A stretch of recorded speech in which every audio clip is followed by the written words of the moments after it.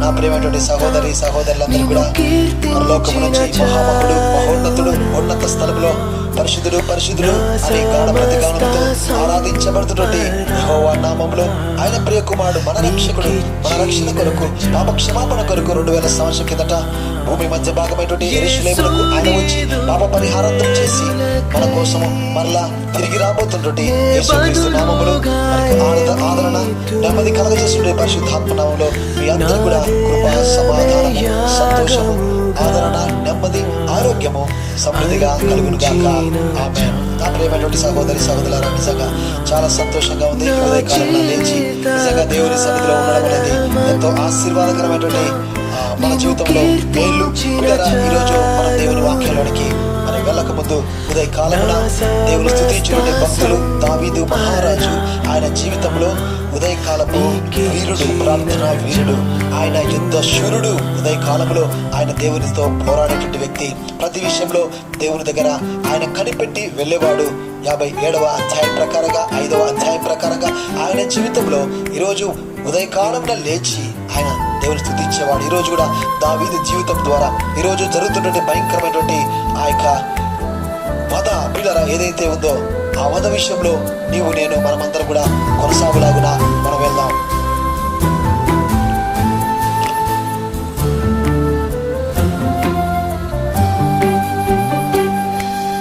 నా బాల్యమంతా నా తోడుగా నిలచి ప్రతి కీడు నుండి తప్పించినావు. యవ్వన కాలమున నీ త్రోవ తొలగిన మన్నించి నాతోనే కొనసాగినావు. ఎన్నో శ్రమలు ఆపదలన్నిటిలో నన్ను ధైర్యపరచి నన్ను ఆదుకున్నావు. యేసు నీవే నీవే యేసు నీవే నా ఈరోజు ప్రపంచం ముందు ఉన్నటువంటి గొప్ప సవాలు తెలుసు.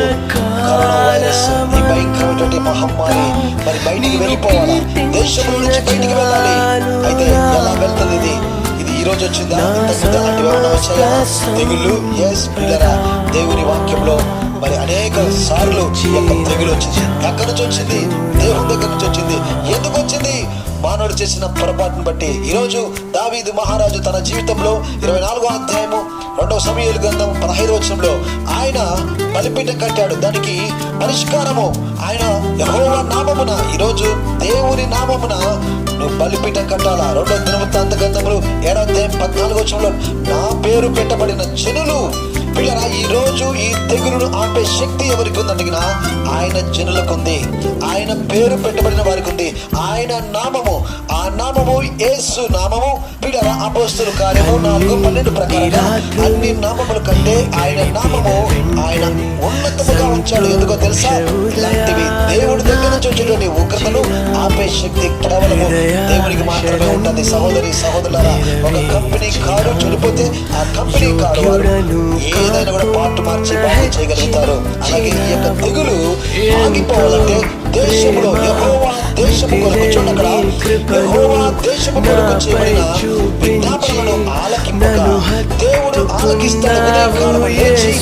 ఆయన ప్రార్థనను ఆలకిస్తాడు. నువ్వు లేగలిగితే, నేను లేగలిగితే, నేను లేస్తున్నాను. లక్షల మంది లేచి ప్రార్థన చేస్తున్నారు, దేవుని స్తుతిస్తున్నారు. అందును బట్టి నీవు లేయాలి. ఇది మేలు కొలుపు కొరకు అందరినీ మేలు కొలిపేది ఇది. ప్రభు రాకడ వస్తుంది. మధ్యాహ్నంలో విశ్వాసులు నిద్రపోతున్న వారిని లేపడానికి ఈ యొక్క తెగుళ్ళు వచ్చాయి. దేశము క్షేమంగా ఉండడానికి కొరకు దేవుడు ఆ విజ్ఞాపనలను ఆయన ఆలకింపక ఆయన ఆలకించాలా. పిల్లరా ఎవరు కాదు, ఐక్యరాజ్య సమితి కాదు, లేకపోతే కాదు, రెడ్ క్రాస్ వాళ్ళు కాదు, ప్రధానమంత్రులు, ప్రెసిడెంట్లు, వీళ్ళు ఎవరైనా సరే తాత్కాలికమైనటువంటి పరిష్కారాలు చేయగలుగుతారు. కానీ శాశ్వతమైన పరిష్కారము దేవుడు మాత్రమే. అందుకని ఆ తెగులు ఆగిపోయింది. దేవుడు ఆలకించి తెగులును ఆపి ఇశ్రాయేలును విడిచిపోయిన దేవునికి స్తోత్రం కలుగును గాక. ఈరోజు 2వ సమూయేలు గ్రంథంలో 24వ అధ్యాయం 21వ వచనంలో నేను చదువుతున్నాను. దావీదు ఈ తెగులు మనుషులకు తగలకుండా నిలిచిపోయినట్లు బాగా ఆలోచన చేద్దాం, బాగా విందాం పిల్లరా. దావీదు ఏం చేస్తాడంటే ఈ తెగులు మనుషులు మనుషులకు తగలకుండా ఉండాలంట. మనుషులకు తగలకుండా ఈరోజు ఉదయకాలం లేస్తున్న నీవు నేను కూడా మనకు తగులుకోవడం కాదు, ప్రజలకు, ఇది మనుషులకు తగులుకోకూడదు. ఈరోజు మనుషులకు తగులుకుంటుంది ఈ తెగులు. జంతువులకైతే ఏమి నష్టం లేదు, కానీ మనుషులకు వచ్చేసిందే. మనుషులు విజ్ఞానవంతులు, రకరకాల నాయకులు, వారు చనిపోతున్నారే. ప్రియులారా, ఈరోజు మనుషులకు ఈ యొక్క తెగులు తగలకుండా నిలిచిపోనట్లు యెహోవా నామమున ఒక బలిపీఠము కట్టించుటకై ఈరోజు ఉదయకాలమున మనుషులకు ఈ యొక్క తెగులును అంటుకోకుండా, తెగులు నుంచి మరణము రాకోకుండా, ఓ విశ్వాసి, ఓ క్రైస్తవుడా, నువ్వు లేయి. ఇది క్రైస్తవుడికి సంబంధించినది. ఆయన పేరు పెట్టబడిన నీవు లేస్తేనే, నువ్వు నిద్రపోతే యోనా ఓడ మీదకి ఉగ్రత వచ్చినట్టుగా వచ్చేసింది. ఈరోజు అగ్రదేశం, క్రైస్తవ దేశము, గొప్పగా చెప్పుకుంటున్న దేశము లేచింది. ఈరోజు లక్షల మంది చనిపోతా ఉన్నారు. ఈరోజు నీ జీవితంలో, నా జీవితంలో క్రైస్తవుడు చేసే పొరపాటును బట్టే జరిగే నష్టాలు ఇవన్నీ కూడా. పిల్లరా, ఈరోజు మనల్ని బట్టి నష్టం జరగకూడదు. యోనాను బట్టి ఓడలో వాళ్ళకు తెలియదు, అన్ని దేవతలను పూజిస్తున్నారు, వాళ్ళకు నిజమైన దేవుడు తెలియదు. ఆ తుఫాను వాళ్ళ దేవతల వల్ల వచ్చిందేమని వాళ్ళ దేవతలకు అర్పణలు అన్ని కూడా చేసుకుంటున్నారు. కానీ తుఫాను ఆగలేదు, మరణము దగ్గరకు వచ్చేసింది. అయితే లేచాడు. పిల్లరా, లేపారు అక్కడ వాళ్ళు. ఓ ఈ నిద్రపోతా, లేయి, నీ దేవుడిని ప్రార్థించు, మనం అందరం చనిపోతున్నామని ఎప్పుడు లేచి, ఎస్, నా దేవుడు సర్వశక్తిమంతుడు, ఆయన ద్వారానే ఇది వచ్చింది, నా వల్లనే జరుగుతా ఉంది, నన్ను ఎత్తి కింద పడేని నీళ్ళలో ఈ సముద్రం, ఈ తుఫాను ఆగిపోతుంది. దేవునికి స్తోత్రం. ఎంత ధైర్యం, ఎంత కలిజ ఉంది. ఈరోజు క్రైస్తవుడా, నీవు నేను, దావీదు అంటాడు, ఇదిగో పాపము చేసిన వాడు 10వ వచనంలో, నేను పాపము చేశాను, నేను గొప్ప పాపము చేశాను, అవివేకిగా చేశాను అని ఒప్పుకుంటున్నాడు, విలపించిపోతున్నాడు. ఈరోజు క్రైస్తవుడా, నువ్వు సమర్థించుకోవద్దు. ఈరోజు సమర్థించుకుంటున్నావేమో. ఈరోజు నా జీవితంలో ప్రభు చెప్తున్నాడు, సమర్థించుకోవద్దు, ఒప్పుకొని విడిచిపెట్టు, మళ్ళీ మాటికి అందులో వెళ్ళొద్దు. దేవునికి స్తోత్రం కలుగునుగాక. ఈరోజు దావీదు విషయంలో రకరకాలుగా మనము అధ్యయనం చేసుకుందాం. గూఢమైన సంగతులను, ఆశ్చర్యకరమైన సంగతులను మనం చూద్దాం. దావీదు మొట్టమొదటిగా 80 విషయాలు గత దినము శనివారం మనం వింటూ వచ్చాం. ఈరోజు దేవుని చిత్తం అయితే 10 విషయాలు, 90 విషయాలు ఆయనటువంటి శ్రేష్టమైన గుణలక్షణాలు. ఈరోజు కూడా దావీదు అనేకులకు సూచనకరంగా, ఆశీర్వాదకరంగా ఆయన దేవుడు చేశాడు. ఆయన చేసిన ప్రార్థన, యెహోవా నామమున ప్రార్థన చేశాడు, మనుషులకు తగలకూడదు ప్రభువా. ఇది ఈరోజు అలాంటి మంచి మనసు ఉందా? ఎంత మంచి మనసు దావీదుకు. మనుషులకు తగలకూడదయ్యా. ఈరోజు మనుషులకు తగలకూడదు తండ్రి, తెగులు రాకూడదయ్యా, చచ్చిపోతారు. ఈరోజు నీవు నేను లేచి మనకు రాకూడదని కాదు, మనకు రావాల్సిందంటే నా శిక్ష రావాలని దావీదు ప్రార్థన, ఆయన అద్భుతమైనటువంటి ప్రార్థన. ఈరోజు దేవుడు నీకు ఆయన నేర్పించునుగాక, నాకు నేర్పించునుగాక. ఈరోజు అయితే మనుషులకు తగలకూడదు, మనుషులకు మరణం రాకూడదు. ఎంత అద్భుతమైన గుణలక్షణం ఇది. అలాగ ఉంచుదాం. ఈరోజు అందులో మొదటి భాగం అయినటువంటి అది నచ్చింది దేవునికి. అలాంటివే నచ్చుతాయి దేవునికి. అందుకనే తెగులును బయటికి తీసుకొచ్చి వేసేసాడు. తన ప్రార్థన. ఈరోజు నీ ప్రార్థన ఎలాగుందో, నాకు, నా కుటుంబానికి తగలకూడదు ప్రభా ఈ తెగులు అని ప్రార్థన చేస్తున్నావా? నా ప్రజలకు, నా మనుషులకు ఈరోజు నీవు నేను మన ప్రార్థనలో మార్పు చేసుకుందాం. మనకు ఈ తెగులు ఇవి తగలుకోకుండా మనం ప్రార్థన చేద్దాం. ఆయన తగ్గించుకున్నాడు. ఈరోజు దావీదులో శ్రేష్టమైన గుణాలులో మనం చూద్దాం. నెంబర్ 1 అక్కడ చూసినప్పుడు ఇందా చూస్తాం, ఆయనకు తెగులు, ఆయనకు తెగులు కాదు, ఆయన మీదకి పాపం శిక్ష రావాలా, ప్రజలకు తెగులు తగలకూడదు. ఆయన మంచి గుణం అది చూసి రెండోదిగా దేవుడు ఏం చేసేసండి, దావీదు వంశాన్ని, ఈరోజు దావీదు వంశాన్ని ఆయన ఆశీర్వదించాడు. దావీదు వంశం మత్తయి 1:1 దావీదు వంశం అని రాయబడతా ఉంది. నెంబర్ 3 అక్కడ రాయబడుతున్న మాట చూస్తే దావీదు 14 తరాలు చరిత్ర కలిగిన వాడు. ఆయన పేరుతో 14 దావీదు, తర్వాత బబులోను చెర వరకు 14 తరాలు. కనుక చరిత్ర ఆధారం. ఈరోజు వంశానికి ఆధారము దావీదు. నెంబర్ 3 ఈరోజు చూస్తావా, ఈరోజు మొదటిగా మనం గమనిస్తే ఈరోజు నిజంగా తెగులును ఆపే ఆధారమైన ప్రార్థన దావీదు నెంబర్ 1. నెంబర్ 2 చూసుకుంటే దావీదు వంశాలకు ఆధారము. ఈరోజు నెంబర్ 3 14 తరాలు చరిత్రకు ఆధారము దావీదు. నెంబర్ 4 అబ్రహాము, దావీదు ఇద్దరే. పాత గ్రంథములో ఎంతో మంది ప్రవక్తలు గొప్ప వాళ్ళు ఉన్నారు, కానీ ఇద్దరి పేరే అబ్రహాము కుమారుడు దావీదు కుమారుడు యేసుక్రీస్తు. వంశావళి అద్భుతం. ఇద్దరు ప్రియులరా, నిజంగా ఎంత అద్భుతం. ఇద్దరిలో ఒకడు పిల్లరా, దావీదు ఎంత శ్రేష్ఠ! ఎవరు అతను? కుర్రవాడు, చిన్నవాడు, గొర్రెలు కాసుకుంటున్నాడు. అతనికేంటి? అబ్రహాం ఎక్కడ? ఇతను ఎక్కడ? ఏలియా ఎక్కడున్నాడు? ఎలీషా ఎక్కడున్నాడు? గొప్ప గొప్ప భక్తులు, యోబు భక్తుడు ఎక్కడున్నాడు? పిల్లరా, నోవాహు ఎంత భక్తుడు! ఎంతమంది ఉన్నారు పిల్లరా, కానీ ఇద్దరిలో ఒకడు. దేవునికి స్తోత్రం. అద్భుతమైనటువంటి దావీదు గురించి ఇద్దరిలో ఒకడు పిల్లరా. పాతని గ్రంథంలో పేర్లలో ఇద్దరిలో ఒకడు. దేవునికి స్తోత్రం. హల్లెలూయా, వందనాలు, ఆమేన్. ప్రియులారా, 4వది అయిపోయింది. 5వదిగా చూస్తే యేసు క్రీస్తుకు ఆధారం. యేసు క్రీస్తు భూలోకం రావడానికి ఆయన లేకోకుండా ఆయన కుమారుడైనటువంటి యేసు క్రీస్తు వంశావళి. దేవునికి స్తోత్రం. యేసు క్రీస్తుకు ఆధారము. 6వదిగా చూస్తే యేసు క్రీస్తు వంశావళి తర్వాత ఆధారం ఎవరంటే దావీదు. దేవునికి స్తోత్రం కలుగును గాక. 7వదిగా చూస్తే ఇశ్రాయేలులు చెరలోనికి వెళ్ళడానికి, ఆ చరిత్ర అంతటికి మూల కారకుడు ఎవరంటే దావీదు. ఆధారము. బబులోను చెరలోనికి వెళ్ళిన 14 తరం అంతవరకు అంటే చరిత్ర, ఇశ్రాయేలు చరిత్రకు ఆధారం ఎవరంటే దావీదు. దేవునికి మహిమ కలుగును గాక.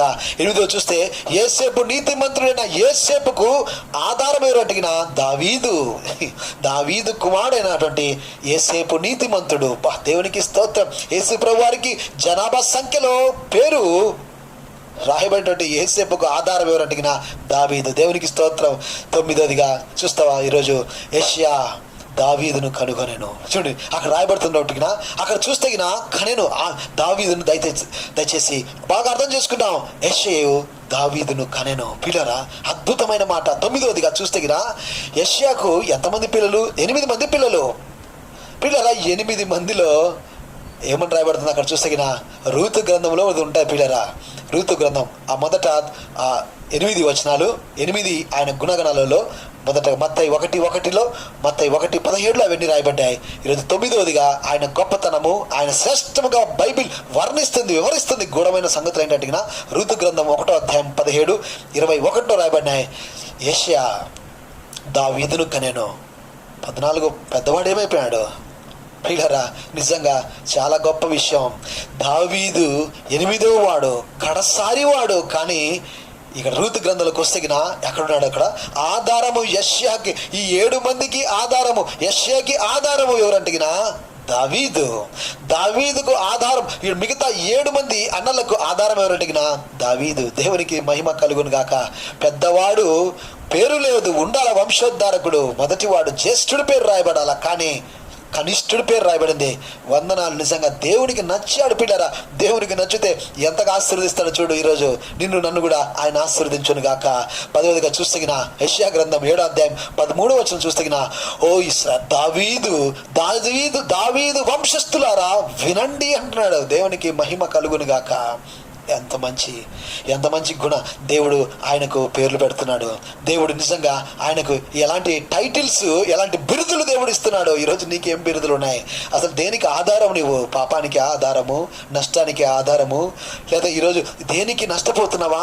ఈరోజు కృషించి నశించిపోవడానికి ఆధారం, ఈ ఇంటికి పాడవడానికి నేనే కారణం యోనమాదిగా అంటున్నావా? ఈ తుఫాను రావడానికి కారణం నేను అంటున్నావా? ఆధారం నేను అనుకుంటున్నావా? ఈరోజు నిన్ను మార్చును గాక. దావీదు వలె ఈ ప్రపంచానికి, ఈరోజు దావీదు వంశానికి, ఇశ్రాయేల్ అందరూ కూడా వినండి. ఎవరు సంతానం తెలుసా మీరు? దావీదు వంశస్థులారా. ఎవరు వంశం తెలుసా? దావీదు వంశం. రండి, వినండి, నా మాట వినండి అని దేవుడు అంతగా హెచ్చిస్తున్నాడు. ఎంత గొప్ప ధన్యత. 10వదిగా 11గా చూస్తే అక్కడ ఒక్క మాట ప్రియులరా. ఈరోజు 55 యెషయా గ్రంథం 55:3 వచనం రాయబడిన మాట చూస్తే దావీదుకు చూపిన శాశ్వతమైన కృపను మీకును చూపెదను. దేవునికి మహిమ కలుగును గాక. నిజంగా దావీదు ఈరోజు ఈ తెగులు నుంచి బయటికి రావడానికి కొరకు ఆయన కృప, అలనాడు చూపిన కృప ఈరోజు మనకు కూడా చూపెట్టును గాక. దేవునికి స్తోత్రం. ఈరోజు దావీదు వంశములో నుంచి వచ్చినటువంటి యేసు ప్రభువారు దావీదు చేసినటువంటి పాపాలను ఒప్పుకుంటూ వచ్చాడు గనక ఆయన పాపాల గురించి దగ్గర 5 చాలా ఉన్నాయి. 5 విషయాలు ఆయన చేసిన పాపము ఒప్పుకుంటూ వస్తూ వచ్చాడు పిల్లరా. ఆయన చేసిన తప్పును ఒప్పుకుంటూ వచ్చాడు. ఒక 5 విషయాలు ఆయన చేసిన తప్పుల గురించి ఈరోజు చూద్దాం. నెంబర్ 1 చూస్తే 1వ అధ్యాయం 24వ అధ్యాయం 21వ వచనంలో ఆయన పాపాలు ఏంటంటే లెక్క పెట్టుట, జనాభాను లెక్క పెట్టుట. నెంబర్ 2 యోవాబు వచ్చేసి చెప్తాడు, వద్దు రాజా, మనకెందుకు రాజా, దేవుడే వేల లక్షల మందిని చేసేవాడు, ఆయన కదా సంతానమును, ఎందుకు నువ్వు లెక్క పెడతావు అంటే మాట వినలేదు పిల్లరా, వినలేదు. సైనికుడి యొక్క ఆ మాట వినలేదు పిల్లరా, ఆ మంత్రి మాట వినలేదు. మూడవదిగా చూస్తే 24వ అధ్యాయం 11వ చూస్తే యోవాబు సైన్యములు వాళ్ళకు గట్టిగా ఆజ్ఞ చేస్తాడు. మేలు చేసిన వారికి మేలు చేయడానికి, కీడు రాకుండా ఆపడానికి సిద్ధపడ్డటి వారి విరుగును ఆపి గట్టిగా ఆజ్ఞ ఇచ్చాడు పంపమని. తాను చేసిన 3వ తప్పు. 4వది చూస్తే 24వ అధ్యాయము 2 సమయాలు 8వ చూస్తే అక్కడ 9 నెలలు యోవాబు ఆయన వెళ్ళేసి 9 నెలలు ఆయన వెళ్ళి పిల్లరా అక్కడ వెతుక్కొని తిరిగి జనాభా సంఖ్యను తీసుకొని వస్తాడు. 9 నెలల చిల్లర అక్కడ అతన్ని నష్టపడితే కుటుంబాన్ని వదులుకొనేసి ఈ పనిలో పంపిస్తాడు. అతను చేసిన నష్టం, అతను చేసినట్టే 9 నెలలు 20 రోజులు అతను బయటికి వెళ్ళి ఆ బెయేర్షెబా దాను మొదలుకొని అంతపై లెక్క పెట్టుకొని వస్తున్న ఇశ్రాయేల్లో యుద్ధము చేసేవారు, కాలు దూసి యుద్ధము చేసేవారు 9 లక్షలు, యూదా వారిలో 5 లక్షలని జనాభా సంఖ్య నిస్వార్థంగా అప్పచెప్తాడు. అతని యొక్క అనుచరుడైనటువంటి వ్యక్తిని ఆ రీతిగా కష్టపడి 5 పాపాలు తన జీవితంలో ఒప్పుకుంటూ వచ్చాడు. ఈరోజు నీవు నాకు దేవుడు కృప చూపెట్టాలనుకున్నాడు, ఆయన ఒప్పుకున్నాడు, ఇవన్నీ ఒప్పుకుంటూ వచ్చాడు. పిల్లల కింద అయ్యో ఇంత గొప్ప పాపము నేను చేసుకున్నాను నేను అని ఒప్పుకున్నాడు పిల్లరా. అందుకనే దేవుడు కృప చూపెట్టాడు. ఈరోజు నీకు నాకు యేసుక్రీస్తు ద్వారా ఆయన కృప చూపెట్టును గాక. యేసు రక్తము ప్రతి పాపమును కడుగును గాక. ఆమేన్. యేసు ప్రభు నామములో ఈరోజు ప్రార్థన యెహోవా నామములో దావీదు చేశాడు. ఈరోజు యేసు నామములో మనం కూడా ప్రార్థన చేద్దామా పిల్లరా? ప్రార్థన కూర్చుందామా? ఈరోజు జరుగుతున్న పాపాలు, హోషియా గ్రంథములో జరిగిన పాపాలు మీకు వివరంగా ఫాస్ట్గా 14వ అధ్యాయం 1వ వచనంలో దావీదు జీవితంలో జరిగిన పాపాలు పిల్లరా. 2వదిగా హోషియా ఇశ్రాయేలు ప్రజలు జరుగుతున్న పాపాన్ని బట్టి జరుగుతున్న 14:1 వచనంలో ఇశ్రాయేలు వినుము, నీ పాపం చేత దావీదు వంశస్థులారా వినుడు అని చెప్తుంది. ఇశ్రాయేలు ప్రజలారా వినండి, మీ పాపం వల్ల మీరు కూలిపోయారు. ఈరోజు నా తట్టు తిరగండి, దేవుని తట్టు తిరగండి, మీకు కృప చూపిస్తానంటాడు. వారు తిరిగారు, దేవునికి స్తోత్రం కలుగును గాక. ఎలాంటి పాపాలు చేశారు తెలుసా? వాళ్ళు ఏం పాపాలు చేస్తారో ఒకసారి క్లుప్తంగా కొన్ని విషయాలు, టైం లేదు కనుక ఇక్కడ చూద్దాం. వారి జీవితంలో వారు చేసిన పాపాలు ఏంటిగిన 13వ అధ్యాయం 1వ వచనంలో 13 హోషియా 13 1వ వచనంలో వారు గొప్ప చేసుకున్నారు. దేవుడు మాకు అవసరం లేదని మేము బతకగలమని చెప్పేసి వారే గొప్పగా వారు గర్వపడతా వచ్చారు. నెంబర్ 2 బయలు దేవతకు వారు పూజిస్తూ వాటిని బట్టి అతిశయపడుతూ దేవునికి విరోధమైపోయారు. పిల్లరా 13వ అధ్యాయం 6వ వచనంలో 3వ పాపం ఏంటంటే వారు దేవుడు ఆశీర్వదించిన తర్వాత బాగా తిని తృప్తి పొంది దేవుని మర్చిపోయారు. చూసా వారు చేసిన పాపాలు. దేవుని కోపం రగులుకుపోయింది, అందుకని వాళ్ళని కూల్చేశాడు. మళ్ళీ తిరిగి వాళ్ళని ఆశీర్వదించడానికి ఇదిగో రా నా దగ్గరికి వస్తే మరలా మీకు కృప చూపెడతాను. పిల్లరా హోషియాలో జరిగిన పాపం, ఈరోజు జరుగుతున్న పాపం కూలిపోతుంది. అగ్రదేశాలు చేస్తున్న పాపాలు ఏంటి అంటే ఈరోజు చూస్తే సంఖ్యాకాండంలో మనకు 22వ అధ్యాయము 5వ వచనంలో రాయబడుతుంది. పిల్లరా సంఖ్యాకాండంలో ఈరోజు దేవుడు చెబుతూ ఉంటే దేవుడు మాట వినని ప్రజలు ఈరోజు ఎంతమంది భయంకరమైన పతనము అవుతున్నారు. స్త్రీ పురుషుడు వేషం వేయకూడదు. ఈరోజు బాగా ఆలోచన చేసుకో. ఎందుకు కూలిపోతున్నాయి దేశాలంటే ఈరోజు అందులో ప్రాముఖ్యంగా గర్వముతో మానవుడు ఏమైపోతుంది? స్త్రీ ఇంటిలో ఉండకోకుండా, అలనాడు ఆదాము పక్కన ఉండకోకుండా బయలుదేరి ఏదైనా తోటలో ఎక్కడికైతే ఏ పండు అయితే తినొద్దంటిగినా ఆ పండు దగ్గరికి వెళ్ళిపోయింది. నష్టం తీసుకొచ్చింది స్త్రీ. అవ్వ మోసగించబడను గాని ఆదాము కాదు. పిల్లల ఈరోజు స్త్రీలు పురుషుడు వేషం వేయద్దు. అలాంటి వేసిన వారికి పురుషుడు స్త్రీ వేషం వేసినా, స్త్రీ పురుషుడు వేషం వేసినా కూడా నాకు అసహ్యులు అని రాయబడతా ఉంది. ఈరోజు పాశ్చాత్య దేశాలు ఎక్కడ చూసినా స్త్రీ ఇష్టం వచ్చినట్టుగా తయారవుతా ఉంది. పురుషుడు వేషము కనుక్కోలేదు, వెనక నుంచి వేసుకున్న కటింగ్ మార్చేసుకుంది. మొత్తము టీషర్ట్లు వేసుకోవడం, ప్యాంట్లు, జీన్స్ ప్యాంట్లు, కట్లు రకరకాలుగా అపవిత్రంగా అయిపోయింది. ఈరోజు వేదనతో, ఈరోజు పాపం వల్ల కూలిపోతా ఉంది దేశాలు. పాశ్చాత్య దేశాలన్నీ కూలిపోతున్నాయి.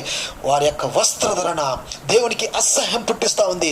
వేషాలు మార్చుకున్నాడు. మగవాడు స్త్రీ మాదిగా కమ్మలు పెట్టేసుకుంటాడు, రింగులు పెట్టేసుకున్నాడు. ఒకప్పుడు నేను కూడా చేశాను పిల్లరా, నా ఎందుకు అసహ్యపడ్డాడు దేవుడు. వదిలేని చెప్పాడు. స్పోర్ట్స్ మ్యాన్ గా ఉండేవాడిని, నేషనల్ హాకీ ప్లేయర్ నేను బాగా అందరికి కనపడాలని వెనకాల పెద్ద పిలక వేసుకుని ఉండేవాడిని, చేతికి 3 గాజులు పెట్టుకుని పెద్దది చైన్ వేసుకునేవాడిని, అందరికీ కనపడాలని చెప్పేసి. నా జీవితంలో నేను కూలిపోయాను. నేను అతిశయపడి గర్వపడుతున్నప్పుడు హాకీలో నాకు విరిగిపోయింది చెయ్యి. ఈస్ట్ బెంగాల్ క్లబ్కు కలకట్టలు ఆడుతున్నప్పుడు విరిగిపోయింది. ఇది చరిత్ర, ఇది నా చరిత్ర. అప్పుడు దేవుని దగ్గరికి వచ్చాను. దేవునికి మహిమ కలుగును గాక. ఈరోజు చెప్తున్నా, నేను కూలిపోయినాను, మరలా దేవుని దగ్గరికి వచ్చాను. నా వేషం మార్చుకున్నాను, నా కటింగ్ మారిపోయింది, నా హెయిర్ స్టైల్ మారిపోయింది, నా వస్త్రధర మారిపోయింది. అంతా కూడా ప్రియులరా మార్చుకుని ఈరోజు పాశ్చాత్య దేశం జరుగుతున్న పరిస్థితులు, ఈరోజు భయంకరంగా వేషధారణ. రెండోదిగా ఏంటి, ఈరోజు పాపం అడిగిన వేషధారణ, వేషం వేసుకుంటుంది స్త్రీ భయంకరంగా. ఈరోజు లిప్స్టిక్లు రకరకాలుగా ఎంత భయంకరంగా తయారైపోతుంది అంటే స్త్రీలు, పురుషులు భయంకరంగా తయారైపోతున్నారు. చించేసుకుంటున్నారు బట్టలు భయంకరంగా, అపవిత్రంగా. శరీరాన్ని కప్పుకో, ఏదైనా తోటలో తప్పు చేసినప్పుడు, దిగంబరుగా కనపడినప్పుడు దేవుడు వారికి చర్మపు చొక్కాలను తొడిగిస్తే ఈరోజు తీసివేసుకుంటున్నారు. ఆడవారైతే శరీర అవయవాలని కనిపిస్తున్నారు. దేవునికి అసహ్యం, కోపం, అందుకని కూలిపోతున్నారు. ఈరోజు పాశ్చాత్య దేశాల్లో కూలిపోతున్నారు. సహోదరులారా, ఈరోజు స్త్రీ పురుషులు వారికి దేహాన్ని కప్పుకోకుండా దేహాన్ని బయటికి చూపెట్టేసి దేవుని ఉగ్రతకు కారణమవుతున్నారు. ఈరోజు నువ్వు కప్పుకుంటావా? ఈరోజు వస్త్రధారణ జాగ్రత్తగా చూసుకుంటావా? నీ యొక్క వేషధారణ జాగ్రత్తగా చూసుకుంటావా? ప్రియులరా, ఈరోజు నువ్వు కూలిపోవడానికి కారణము నీ పాపమే. నీ దేశం కూలిపోవడానికి కారణము నీ పాపమే. నీ ఇల్లు కూలిపోవడానికి కారణము నీ పాపమే. ఇదిగో దేవుడి విషయాలు చెబుతున్నప్పుడు సరి చేయబడి దేవుడిని దీవించను గాక. ఈరోజు చున్నీ లేవు, భయంకరమైనటువంటి ఎక్స్పోజ్. స్త్రీ తన కనపడాలని, పురుషుడు కనపడాలని చెప్పేసి బయటికి, అక్కడ జరిగిన నష్టం అదే. ఈరోజు దీనా, యాకోబు యొక్క కుమార్తె దీనా ఇంట్లో వండుకోకుండా బయటికి అన్ని నగలన్నీ వేసుకుని వస్త్రధరణ బాగా అందరికీ కనపడాలని బయటికి వెళ్ళిపోయింది. భయంకరమైన పాపాన్ని జరిగిస్తూ చూసి ఆకర్షితులైపోయేసి పట్టుకొనేసి ఆమెతో శయనించేసేశారు. ఆ వంశానికి చాలా నష్టం జరిగిపోయింది. ఇశ్రాయేలు, అందుకని ఇశ్రాయేలు నువ్వు కూలుటకు నువ్వు పాపం, నువ్వు నీ పాపమే. ఇదిగో నీ కూతురు చేసిన పాపాన్ని బట్టి ఈ శిక్ష వచ్చేసింది. ఈరోజు నీ పిల్లలకు చెబుతున్నావా? నీ పిల్లలను ఇష్టం వచ్చినట్టుగా బయటికి అలంకారంతో పంపిస్తున్నావా? అందుకే నష్టం నీ ఇంటికి వస్తా ఉంది. అందుకే నీ ఇంటికి కూలిపోతున్నారు అనేక మంది. ఈరోజు మనం తిరుగుదామా దేవుని వైపు? దేవునికి స్తోత్రం కలుగును గాక. ఈరోజు పిల్లరా, ఈరోజు దేవుడు చెప్పేటువంటి శ్రేష్టమైన మాటలు. ఈరోజు అలనాడు 10 తెగుళ్ళు వచ్చేసాయి. 10 తెగుళ్ళు 3వ భాగంలో పాపాలు. ఫరో ఏం పాపం చేశాడో ఈరోజు చూస్తే ఫరో అతను చేసిన హృదయాన్ని కఠినపరుచుకున్నాడు. 10 తెగుళ్ళు వచ్చాయి. అయితే ఆ దేశం నుంచి తెగులు పోవడానికి తగ్గించుకున్నాడు. అక్కడ ప్రార్థనలు జరుగుతూ వచ్చాయి. ఫరో నేను పాపం చేశాను, దేవునికి మీకు విరోధంగా పాపం చేశాను ఒప్పుకుంటూ వచ్చాడు. తెగులు బయటికి వెళ్ళిపోయింది. సహోదరులారా, అయితే కఠినత్వం, హృదయ కాఠిన్యం. ఈరోజు చెబుతుంటే వాక్యం, హృదయ కాఠిన్యం వల్ల నష్టపోతున్నావు సహోదరి. ఏం తప్పేముంది అంటావు, పోయి మాట్లాడితే తప్పేముంది? నువ్వు ఎందుకు అలా తప్పుగా అనుకుంటారు? మీరందరూ కూడా అనుకునేసి చాటింగ్లు చేసుకుంటూ ఈరోజు ఫోన్లు మాట్లాడుతూ పాపంలోనికి వెళ్ళిపోతున్నావు సహోదరులారా.